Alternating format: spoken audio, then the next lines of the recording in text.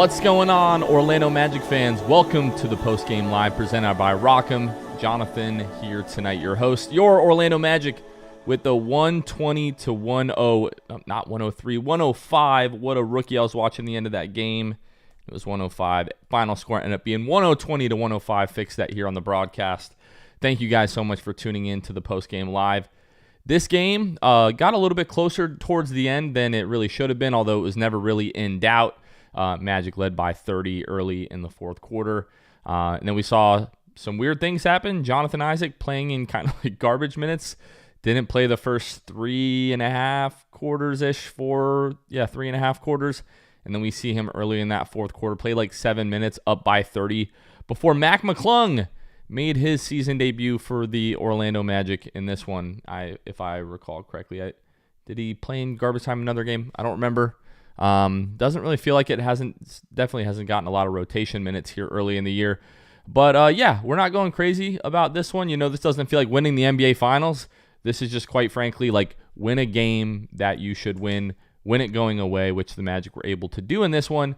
And at this point in the season, we'll really take that. This one, folks, most likely going to be a shorty of a post-game live. I've had an incredibly long day, and the Magic get a blowout win over a team that is very much trying to capture the flag in Cooper Flag there. So before we go ahead and get into the chat, do want to talk to you all a little bit about our sponsors over at Rock'em. Rock'em is the world's largest sock store. They're an Orlando-based company full of great people, do great work over there. Want to show you all a little bit something as we are headed into March Madness, as that really getting kicked off just the last couple of days. Kevin is not going to particularly like this, but we are going to go ahead and do this anyway. The Florida Gators, number 1 seed Florida Gators, are one of the favorites to win the tournament this year. So Rock'em, not only if we go to like the fan shop up here towards the top, not only do they do NFL, college, NBA, NHL, MLS, but like I mentioned a moment ago, they also will show you some of your favorite sports teams. These Albert mascot, the Florida Gator socks, pretty nice. You've also got a great mix of boxer briefs here. The Gator skin, probably some of my favorite there. And then they even throw in a ton of stuff, like the Mandalorian. They're always doing pop culture references. You've got Grogu, again, from the Mandalorian. Darth Vader, some Disney stuff. They've got like a 3-pack, a little bit of Halloween stuff. Look at that. Even some SpongeBob, Florida Gator stuff there. So a big shout out to our friends over at Rock'em. Really always on top of pop culture references, all of that kind of stuff. So if you are looking to celebrate your NCAA team as they hopefully make their run through March Madness, especially if you're a Gator fan, they're one of the favorites to go all the way. Not a bad idea to head over to Rock'em.com and with code MAGIC20 get 20% off your order every time there. Let's go to the chat here. First up, Nesto saying, why can't we play like this every game? Because unfortunately, Nesto, we don't play the Washington Wizards every game. Paolo Banchero was fantastic in this one with 30 points. Franz with a little bit of a bounce-back performance, 21 points, 9 of 18 from the floor. And Nesto followed up that comment saying, Gary is in Teague mode in his career, doesn't give a flip. And that is pretty much accurate right about now. We've got a few comments here. Kevin Anton asking if we can play the song. And Mauro1 Rod also asking if we can play the song. So you know what? Why don't we go ahead and play the song?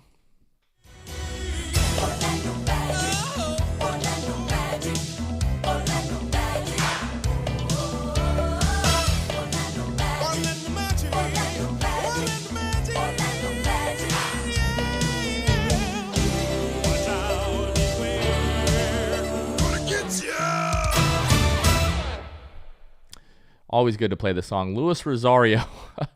Man, the last broadcast that I did on the postgame live, it was a lot of Kentavious Caldwell-Pope hate. In this one, a lot of Gary Harris slander. Gary Harris has officially shot himself out of Orlando and the league.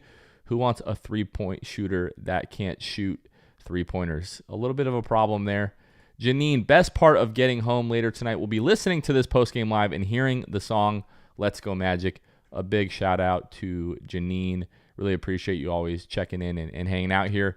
Hey, shout out to my guy, Matthew Garfinkel. He said, if you told me in October that J.I. and Jet would become third stringers at any point, I wouldn't believe you. We'll talk about that in a moment, but wanted to give Matthew Garfinkel a little bit of a shout out. Met my guy last week over at the Metro West golf course.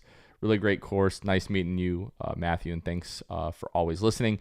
But yeah, the Jet stuff I don't feel is super weird. You know, I do feel like Jet has been given enough opportunities this year to where, you know, most of the blame for him not being in the rotation at this point, I believe, falls on Jet. I like Jet in theory as a player and some of the things that he can bring you. And I do believe the kid can shoot the ball, but he's just not consistent enough offensively to make up for his lack of consistency defensively. And honestly, you know, he is consistent defensively, but the problem is he consistently makes mistakes defensively. I think that's really the biggest problem that I have with Jet at this point, is that, you know, he'll have a couple of good possessions and then he'll just sort of get caught watching the ball and his guy will make like a backdoor cut for a wide open layup. So the JI stuff to me is a bit more weird. Like tonight, again, 6 minutes, 39 seconds for him. I really don't know what's going on with the JI stuff because Jason Beatty asked Jamal Mosley after the game the other night, there's like a minutes restriction or something going on with JI, and Jamal said no. Right now it's just kind of matchup based. And I do think adding the weight has definitely hindered J.I. in maybe ways that he or the team didn't really expect. Kevin and I talked about this on Thursday's pod, that what made J.I. so special as a defender was his ability to get out on the perimeter, switch, be very versatile, get in passing lanes, and just cause chaos. And he really hasn't been able to do that a ton this year up to this point. Shout out to Nick Monks. He says a $2 super chat here. Gary playing like it's his farewell tour. It very well, maybe again the Gary slander is. Let's look for some more positivity here.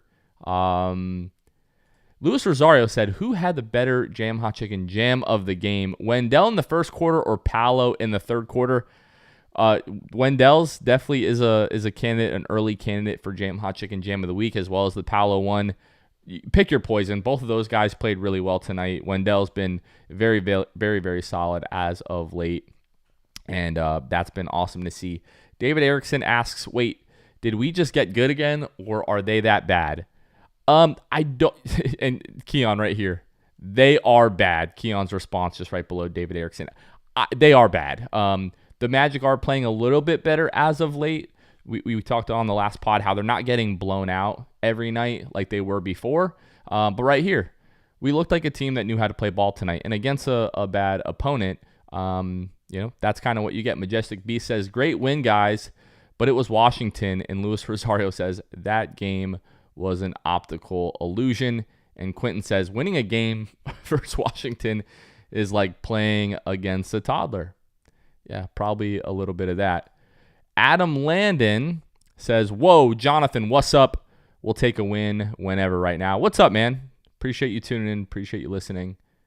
Kevin Tucker says, "No, you did not." No, you did not what? I don't know what he's referring to there. It really could be any number of things that Kevin Tucker is alluding to. And Nesso asks, "Was this a season high in three-point percentage?" I don't believe it was. Magic actually ended the night, 40.5% from behind the arc. Oh, Kevin is saying, "No, you did not," about the Florida Gators. Yeah, I knew he wasn't going to like that. But no, 40.5%. I feel like we've had, maybe a handful of games shooting the ball a little bit better than that. So, all right, let's go ahead and jump on over to the box score at this point. And go ahead and take a look at the Magic. Talked a little bit about this, but Paolo Banchero, 30 points, was a plus 31 in this game. So much for the plus-minus Warriors out there ragging on Paolo. He's been fantastic lately. 30 points, 8 rebounds, 5 assists, 2 turnovers.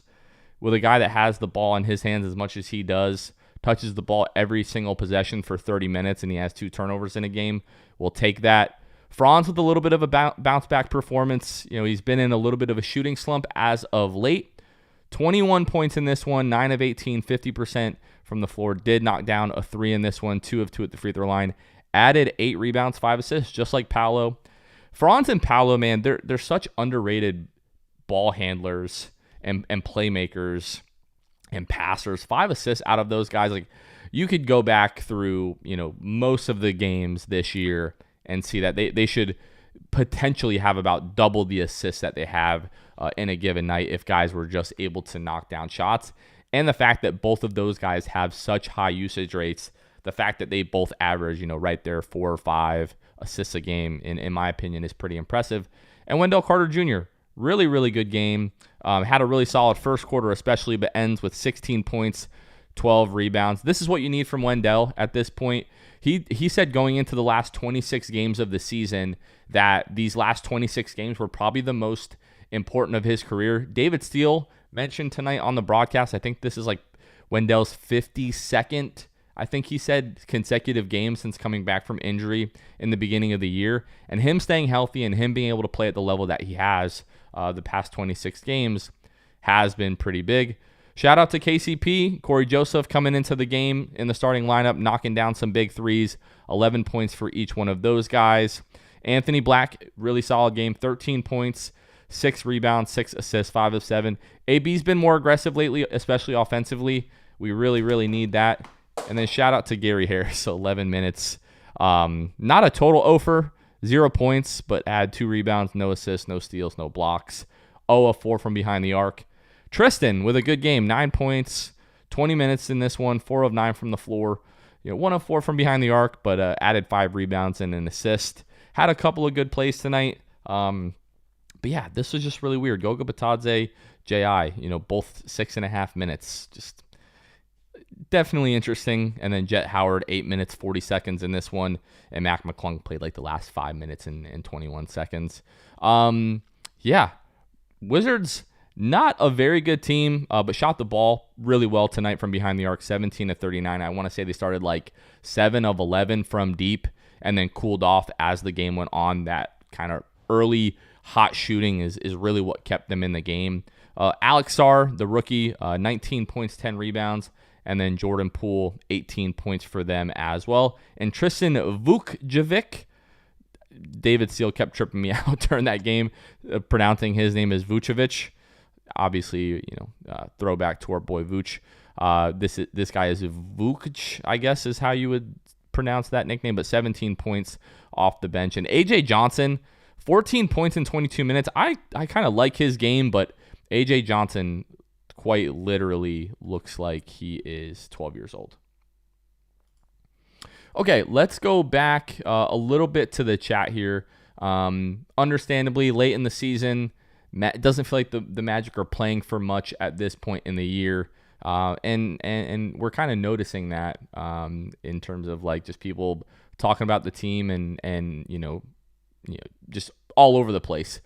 Ty TV says, great teams beat the teams they're supposed to beat. We took care of business tonight. That's it. And honestly, that's kind of where I'm at right now with the Magic. As I tab back over, let me pull up ESPN and take a look at the Magic schedule here. Like going down the stretch, you've got LA, meaning the Lakers, then at Charlotte, home for Dallas, home for Sacramento, home for the Clippers, at San Antonio, at Washington, home for Atlanta, home for Boston, at Indiana, at Atlanta. What is that? 1, 2, 3, 4, 5, 6, 7, 8, 9. I just lost count. 1, 2, 3, 4, 5, 6, 7, 8, 9, 10, 11 games left.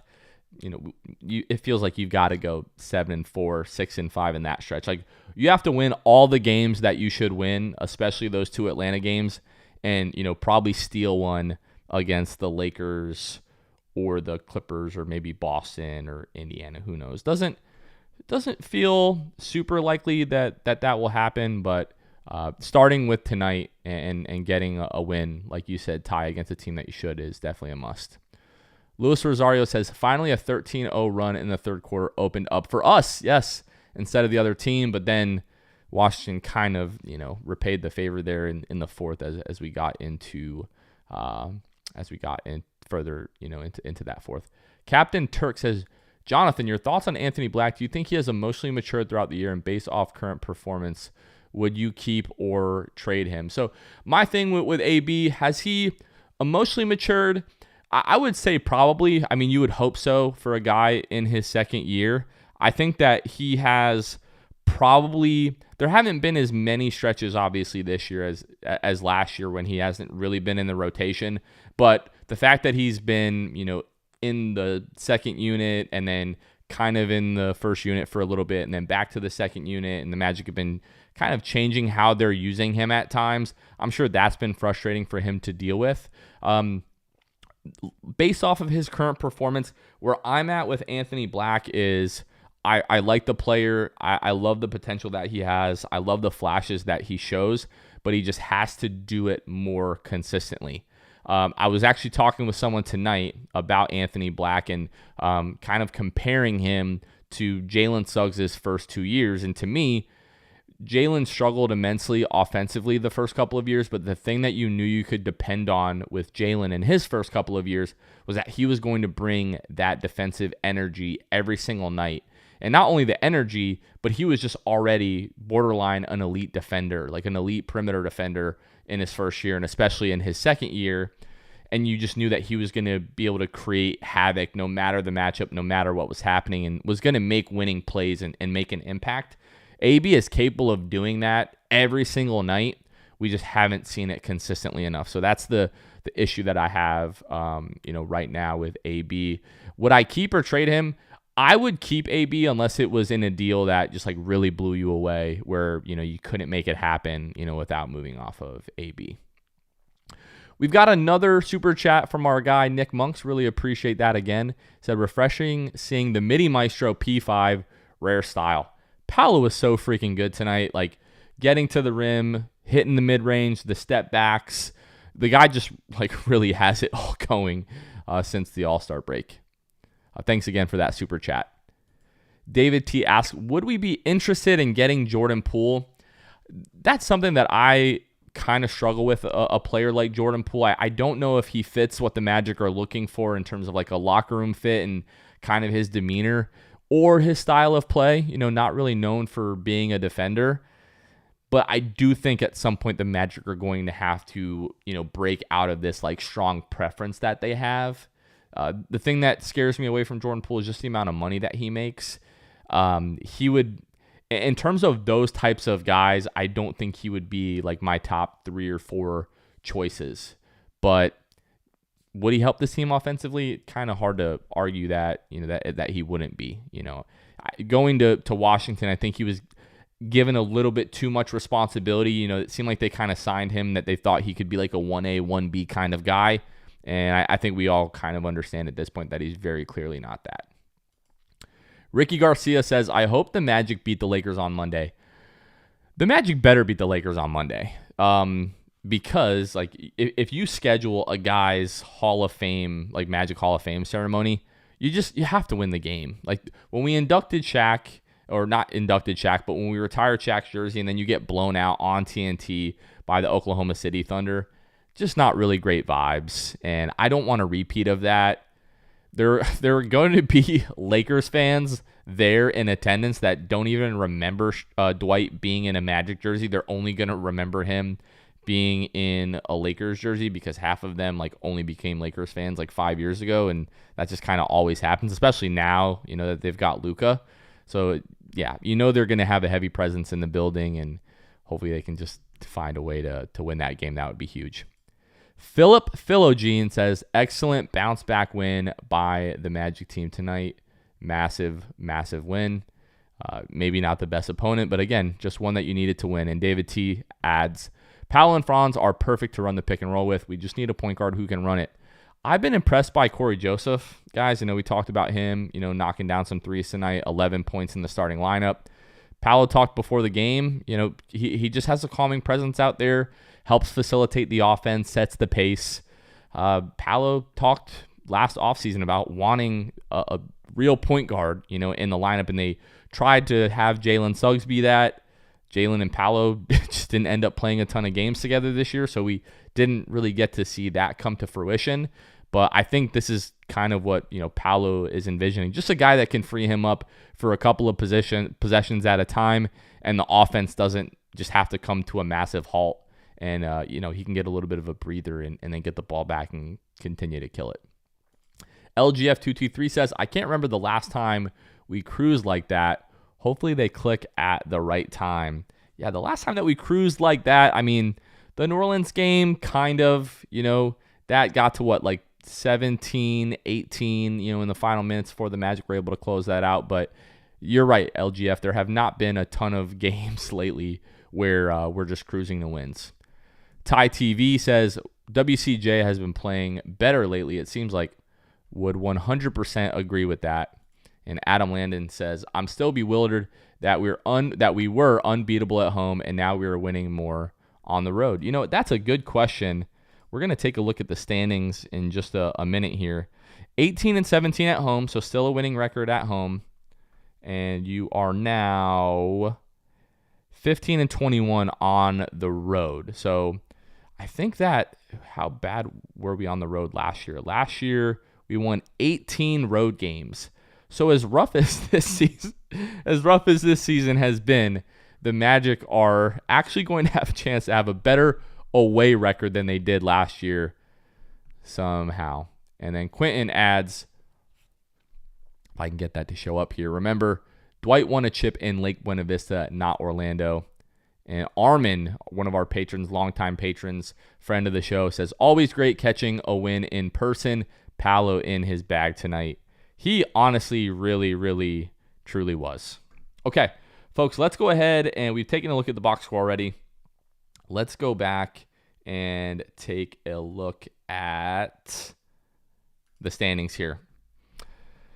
Okay, the Magic right now, 1 game back of Atlanta. Again, that's big because we still have 2 games against Atlanta down the stretch here. If we take a look at the scores around the league, do the Hawks play tonight? The Hawks do not play tonight. Pistons are playing the Mavericks. Folks, we really don't need to pay much attention to the Pistons at this point in the season. They're gone. But we do want to keep an eye on the Heat. So it looks like the Rockets stayed in Florida. They're playing in Miami tonight. The Rockets are down 4 to the Heat with 3 minutes, 8 seconds to go in the third quarter. Thunder are putting a whooping on the Hornets. I think with a win tonight, the Thunder will clinch the number 1 seed in the West, if I'm not mistaken. Spurs and 76ers, that is probably a bit of a pooper bowl. 85-88 right now, 2 minutes left in that third. And Celtics Jazz, that game is just kind of tipping off here. And yeah, nothing else really super spicy going on in the league tonight. So again, taking a look at the standings, if the Heat were to pick up a win, I think they would be 2 games back of us right now. They're a half game back of Chicago. Miami sitting there in the 10 slot there. And yeah, this is where we live, folks. That 7, 8, 9, 10 doesn't make any sense to look below the Miami Heat. Like looking at Toronto. Toronto's 5.5 games back of Miami, sitting at 10. And then Detroit is 5.5 games up on Atlanta. So your Orlando Magic will either be the 7, 8, 9, or 10 seed. At this point, success for me looks like being in the 7-8 game and then winning that game. If we end up in the loser of the 7-8, winner of the 9-10, essentially in the 8 seed game, man, that's gonna make some what's the right, I don't want to say like the clinical word for the body part that I'm talking about, the end of your digestive system for food, that whole area, it's gonna make some of those a little bit tense for sure. I probably should have just said sphincter. What I just did made it sound way more gross than just saying that. Some tight keister. Anyways, we're getting off the rails here. Oh my gosh, this is a family-friendly show, folks. Let's bring it back in. But yeah, that's a look at your standings. The Bulls don't play tonight. The Hawks don't play tonight. So we're just kind of keeping an eye on the Miami Heat. And right now, we don't really care what the Heat are doing. We just want to focus on what we're doing. We're very much in control of our own destiny. Taking a look again at there'll be a new episode coming out on Monday. Magic won't play again until Monday. Taking a look at next week, again, you're home for the Lakers, then you're at Charlotte, home for Dallas, home for the Sacramento Kings. You gotta find a way to go at least 2-2. Like if you go 1-3 next week, that's just kind of a failure and is not great. Daniel Hidalgo asks, what are your thoughts on Isaac's last appearances? So let's go to Jonathan Isaac's stats here. I'm going to pull up the old trusty basketball reference. So let's just look at his last 5 games. 8 minutes, 7 minutes, 9 minutes, 15 minutes, 14 minutes. And now we know tonight was 6 minutes. So, or I guess 14, 15, 9, 7, 8. 6.5 minutes. It's not great. I don't like it. Again, we've talked about this on the pod. I've gone back and forth on this really throughout the season. The eye test, J.I. doesn't look like the same defender this year. I think it's the weight. He's been relatively healthy. You know, this is a guy who has played in 62 out of the 71 games at this point. So seems healthy. I just think adding the weight was the wrong move. I don't know if that was his idea or the coaching staff or the front office, whatever. I just think if their concern was that, you know, because last year Wendell was not great in those first couple of games in Cleveland, they tried to put J.I. into the starting lineup. That didn't really work. If you're trying to make J.I. a center at this point, I think we all understand it's not going to work. And for him to be most effective, he needs to be that roaming, like switching, havoc-causing, like 3-4 kind of wing, big hybrid. You're just not going to get a ton out of him offensively. But I don't think that J.I.'s days of being like a all defensive level defender are just completely gone. It makes no sense for him to be as good as he was last year and then to just not look like the same guy. But again, a lot of the defensive impact metrics will tell you he's one of the, you know, more impactful defenders in the league. So I just really struggle to kind of make sense of that at this point. All right, let's go through a few more chats here before we go ahead and wrap this one up. Greasy Nuts, what a name, says thank you for your tender commentary. That's what I'm here for, honestly. LGF says, I'd rather get Cleveland than Boston, but man, we don't want to be playing the AC game. Yeah, I'm right there with you. Greasy Nuts, thoughts on time, love, and tenderness? I don't even know what that means, and now we're all uncomfortable. Soul Train says, happy for the W. Just great to get a massive win. Really, really awesome. And then Vic Rod says, do you think Mac should get some run? I feel like he can be that Linsanity for us. Time going into the playoffs. I like Mac. You are not going to find like just a better dude, a human being in the NBA. The very short amount of time that I've gotten to spend around Mac, and everything that I hear from team employees that get to spend a lot of time around him, he's just the most like kind, like down to earth, humble dude, and I just love guys like that. But tonight, of what I can recall, let's look up Mac McClung for goodness sake here while we're here. I'm still on Basketball Reference. If I go to his game logs for the year, so he played earlier in the year, played a couple of minutes against Memphis, and then hasn't played again until tonight. So just hasn't really gotten a lot of minutes. But tonight, when I saw him on the floor, like amongst other NBA bodies, he's just a smaller guy. He's super athletic, has a lot of talent, but I just think his size is kind of a limiting factor for him. Nesto says, when Cole gets back, does he start? And finishes with over Corey. Right now, I wouldn't. Honestly, I like Corey Joseph in the lineup. He's been playing pretty well. If we go to his game log, let me pull that up on Basketball Reference. Those of you that are listening to the audio of this, I promise we're going to wrap up soon here. But taking a look at Corey Joseph's most recent games, all right, the plus minus has not been that great. Was a plus 20 against New Orleans, a minus 13 against Minnesota, a minus 4 against Cleveland, which isn't that bad. And then a plus 3 against Houston. And then tonight was a plus 24, but like anybody that played significant minutes tonight had a positive plus minus. I like Corey in the lineup. I don't know that I would go back to Cole. But, I think Corey is probably more valuable to the starting lineup right now than he is the bench unit. And I think that Cole is really going to be successful, in either role, either playing with the starters or if he continues to play the way that he has, plays that way but plays off the bench. I think he could be really great. This is a take. Would have won by 50 if Fultz was still here. That's greasy nuts. I think we are going to take an opportunity to start to wrap up here if I can find the outro music. And that's exactly what we're going to do here, folks. As we talked about, a few more games coming up here. Hey, one thing that I did not plug, there's a watch party tonight over there in Sanford. Hope you all were there. Hope that was a great time. And then our Court of Dreams night, still some tickets, still some spots available for that. So if you want to head over to our last pod episode, you can find that in the description. But that is going to do it for this one. Thank you all so much for checking in, and let's go at it.